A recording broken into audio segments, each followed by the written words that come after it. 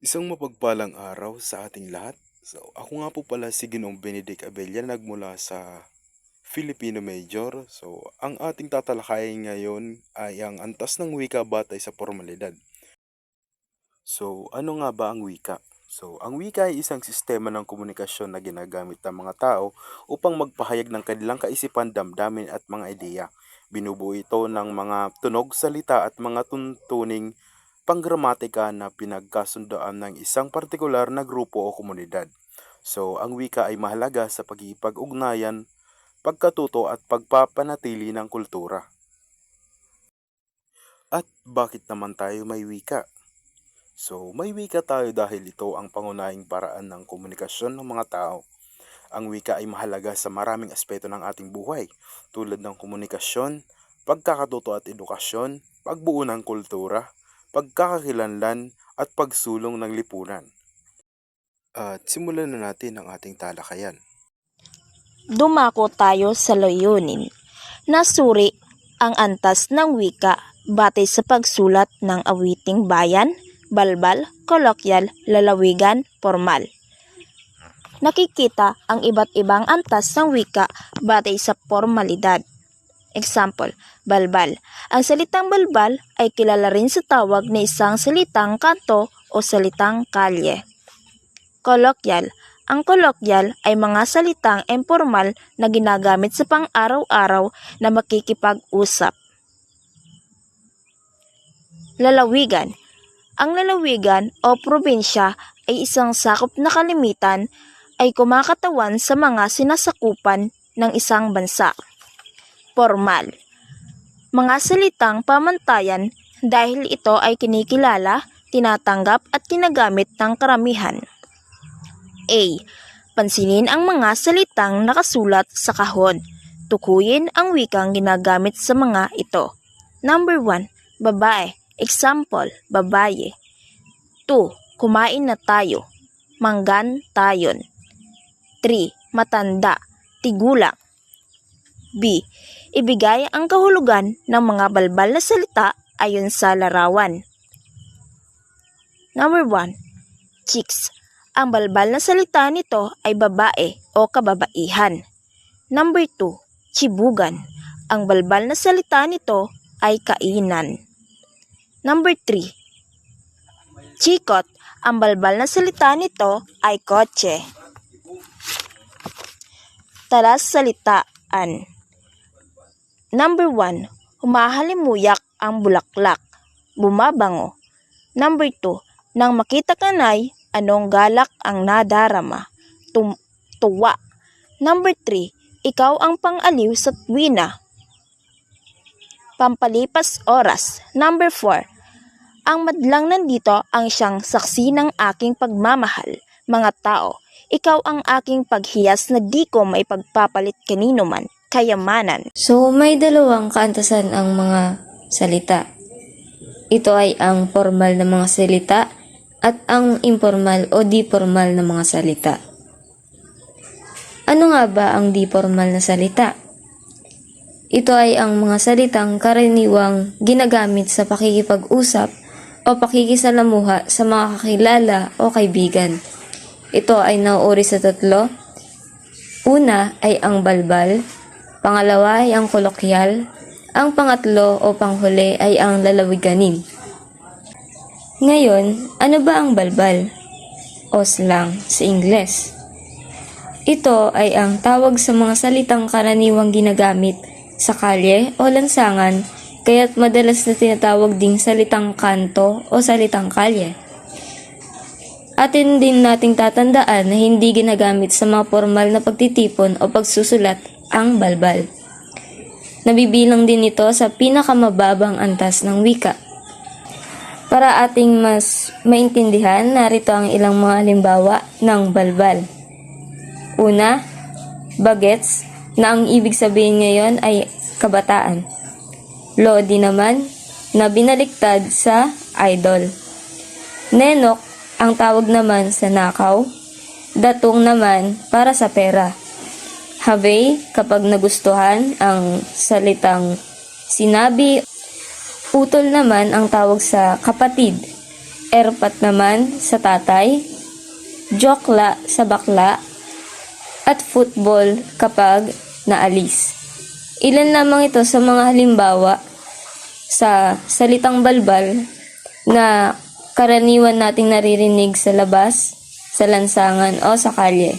Bilang karagdagang impormasyon, ang mga salitang ito noong una ay hindi tinatanggap ng mga matatanda at ang mga may pinag-aralan dahil hindi raw magandang pakinggan. Dumako tayo sa karaniwang paraan ng pagbuo ng salitang balbal. Una, paghangos sa mga salitang katutubo. Halimbawa, gurang, bayot, barat.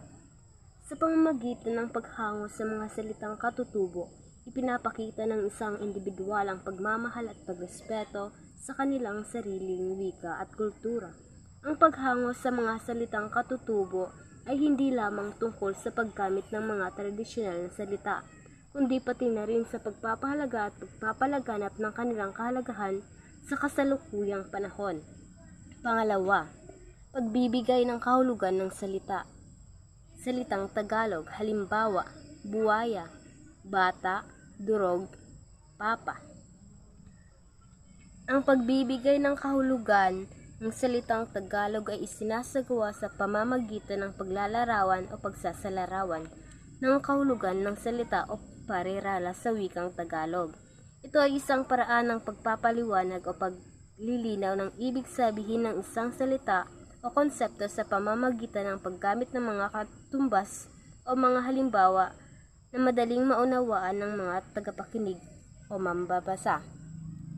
Pangatlo, pagpapaikli. Halimbawa, pakialam, paki. Ang pagpapaikli ay isang proseso ng pagbabawas ng mga titik, pantig o bahagi ng isang salita upang gawing mas maikli o mas madaling bigkasin. Ito ay isang karaniwang paraan ng pagpapalit o pagbabago sa anyo ng salita upang mapadali ang paggamit nito sa pang-araw-araw na komunikasyon. Ang pangatlo naman sa karaniwang paraan ng pagbuo ng salitang balbal ay ang pagpapaikli. Ito ay nangangahulugan ng pagpapalit o pagbabawas ng mga tunog o pantig sa isang salita o pangungusap.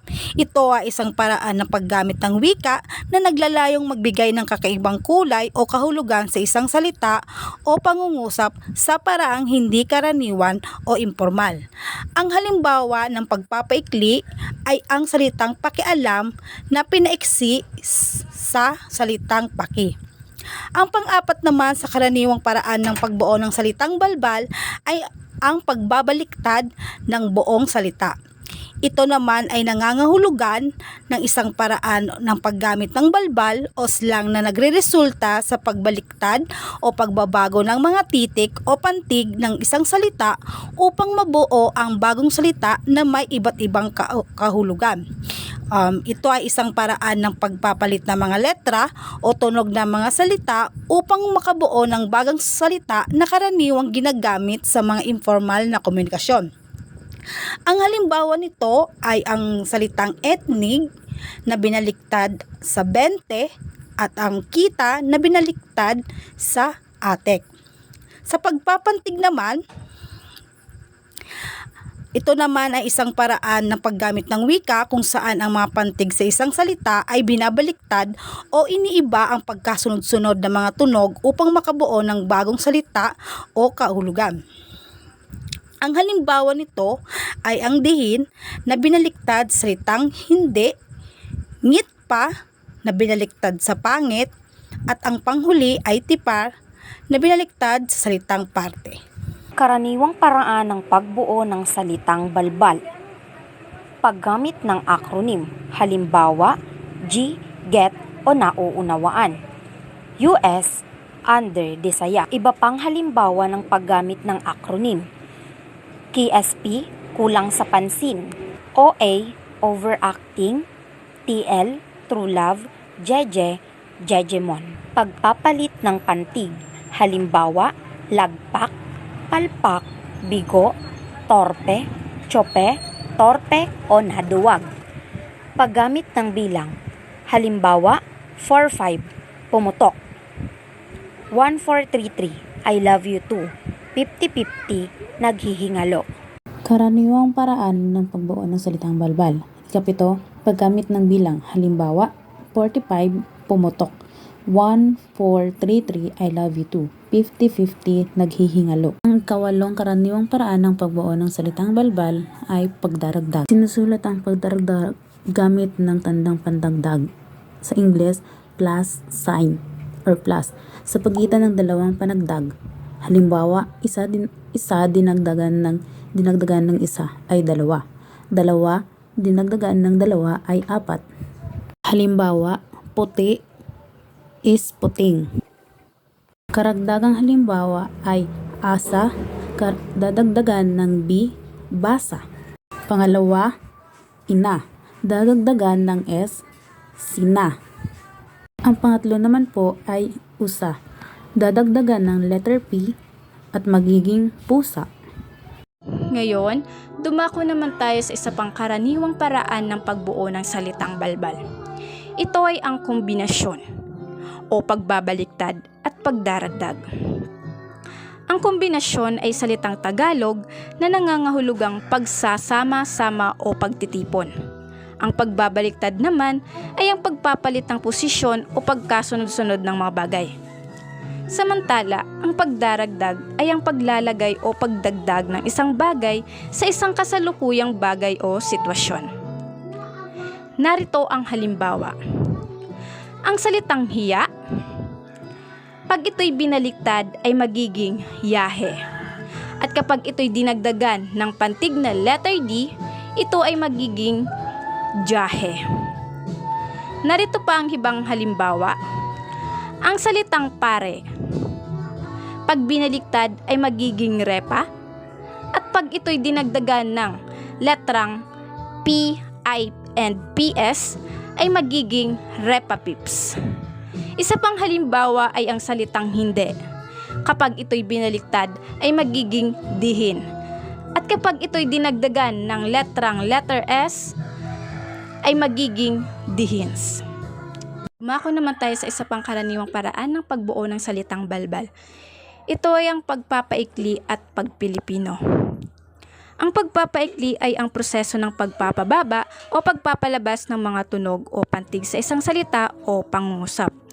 Ito ay ginagawa upang gawing mas maikli o mas pinaikli ang salita o pangungusap.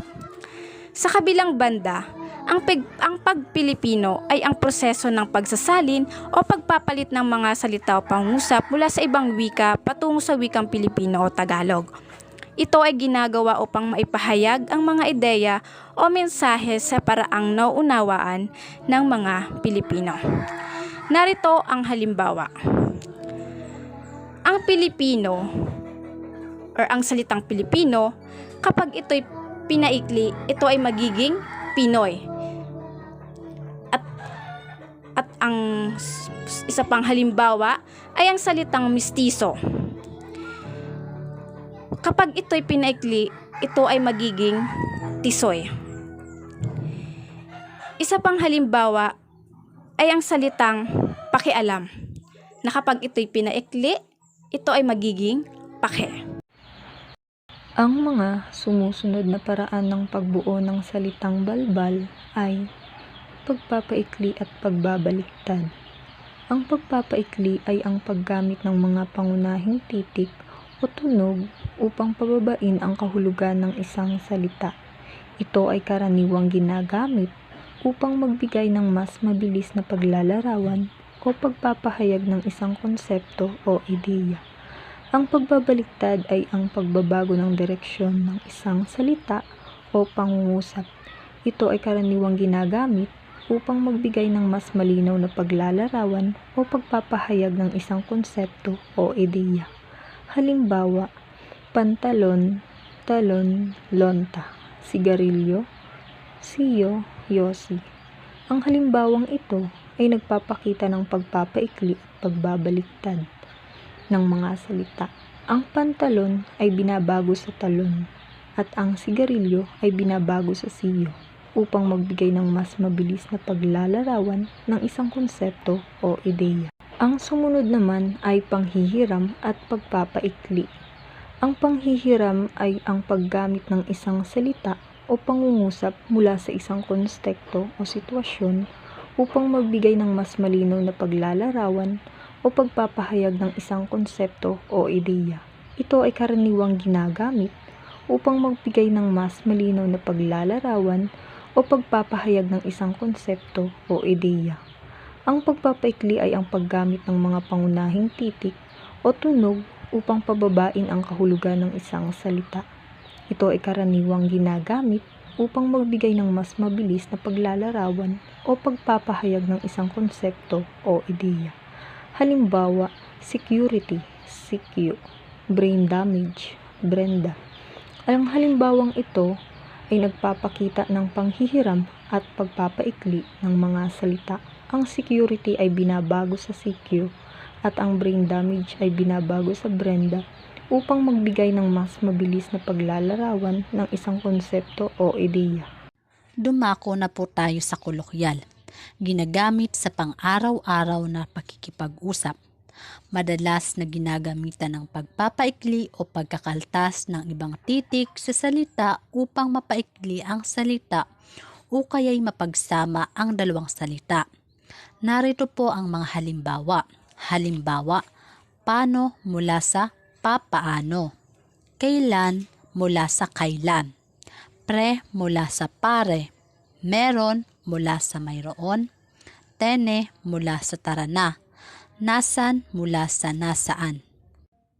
Sunod pong halimbawa, bahagi rin ang pagsasama ng dalawang wika tulad ng Tagalog at English o Taglis o Tagalog-Espanyol.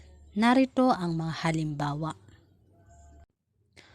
Sa unang halimbawa, magdadrive ka ba hanggang Baguio? Ay isang halimbawa ng Taglish kung saan pinagsasama ang Tagalog at English sa isang pangungusap.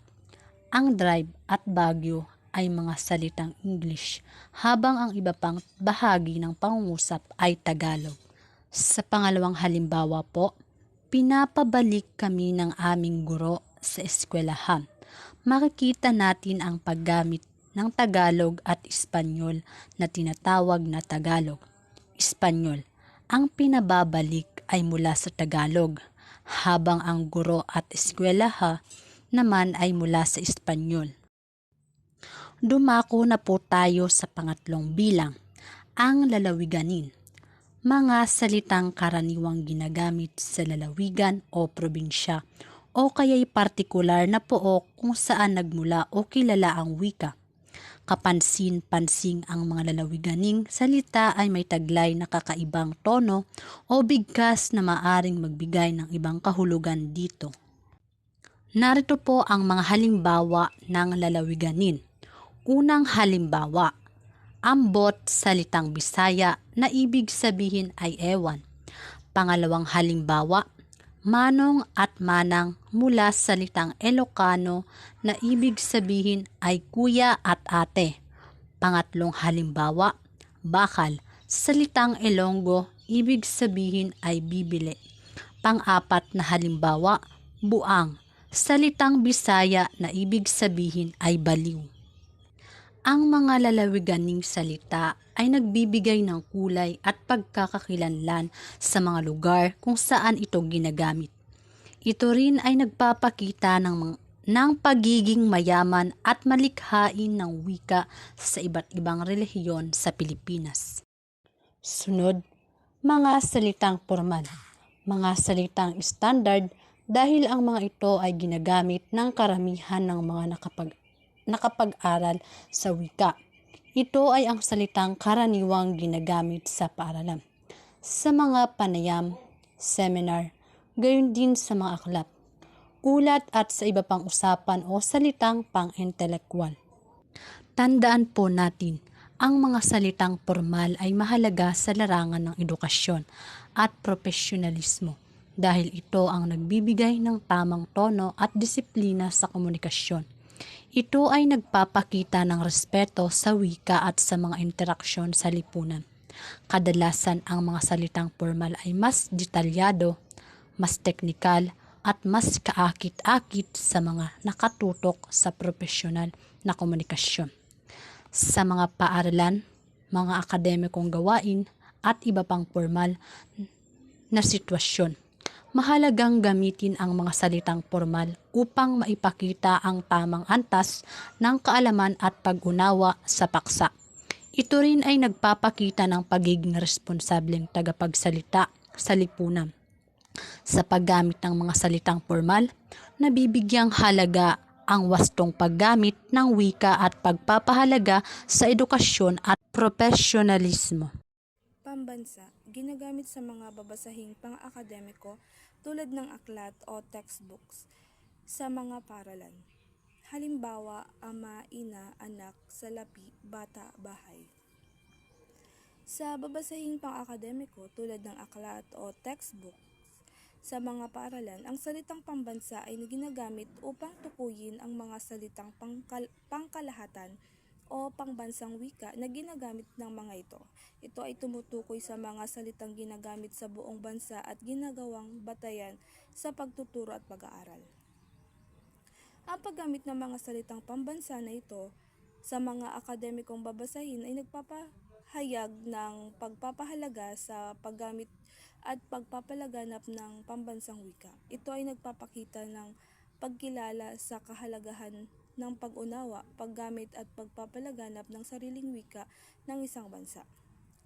Sa pamamagitan ng paggamit ng mga salitang pambansa sa mga akademikong babasahin, nagiging malinaw at sistematiko ang pagpapahayag ng mga konsepto at kaalaman na itinuturo sa mga paaralan.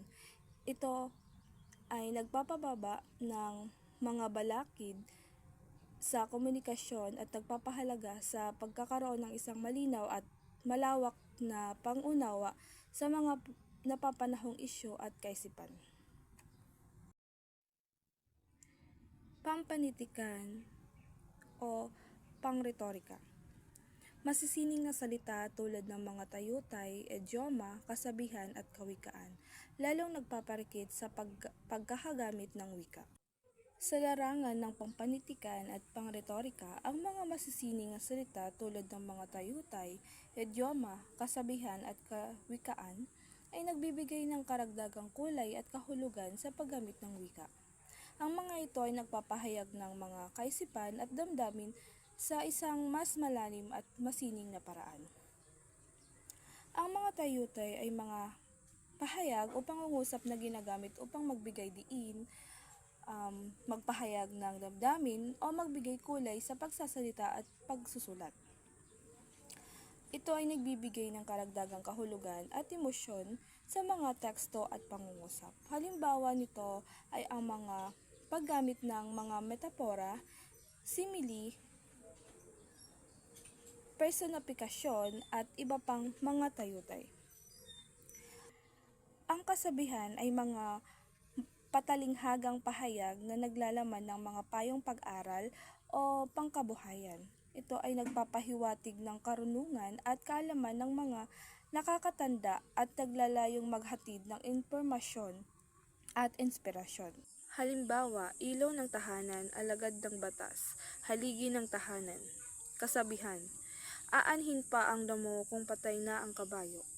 Habang maikli pa ang kumot, magtiis mamaluktot. Idioma, kahit sa buhay, magsunog ng kilay, magbilang ng poste. Tayutay, simputi ng gatas ang iyong kutis. Di mahulugang karayom ang mga tao sa gilid ng dagat. Hiningi ko na ang kamay ng aking kasintahan. Paglalahad. Una, ano-ano ang dalawang uri ng salita? Ang dalawang uri ng salita ay formal o di formal. Pangalawa, ibigay ang tatlong uri ng informal na salita. Una, balbal. Pangalawa, kolokyal. Pangatlo, lalawiganin. Pangatlo, ano-ano naman ang mga formal na salita. Ang salitang formal, ito ay karaniwang ginagamit natin sa paaralan o sa panayam. at iba pa. Ito ay mga halimbawa ng formal na salita. Ama, ina, ate, kuya, pera, kapatid. Ito ang mga halimbawa ng formal na salita. Ngayon, dumako na po tayo sa gawain isa. Panuto.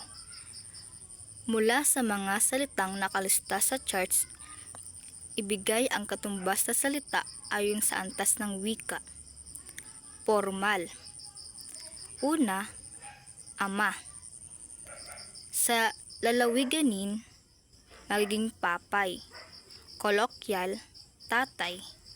Balbal, erpat. Pangalawa, ina. Mamay, nanay. Erpat, irmat. Pangatlo, pera. Kwarta, salapi, datong. Pangapat, kapatid. Tuyang, kapusod, otol. Ate, titsi, te. Takdang aralin. Maghanap ng isang awiting paborito mo. Isulat ito sa isang buong papel. Mula rito ay pumili ng 10 salita o mga salita sa lungguhitan nito at tukuyin ang antas ng wikang batay sa formalidad ang mga salitang ito. Halimbawa po rito, ang kantang Sigurado. Ang unang stanza po, hindi ko maintindihan. Ang salitang may salungguhit ay maintindihan. Ang antas ng lalawiganin ay maintindihan.